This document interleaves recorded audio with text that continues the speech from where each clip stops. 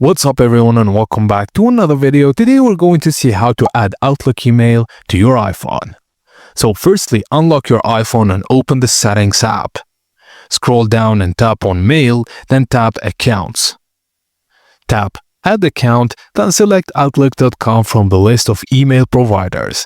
If your account is Microsoft 365, Exchange or custom Outlook domain, select Microsoft Exchange.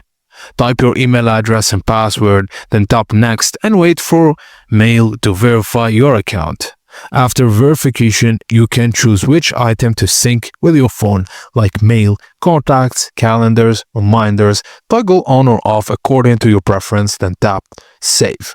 Now open the Mail app on your phone, and then the Outlook inbox and any other synced folders will now appear. Thank you guys for watching. I hope you enjoyed this. Please don't forget to like and subscribe for more tech tips and tricks like this.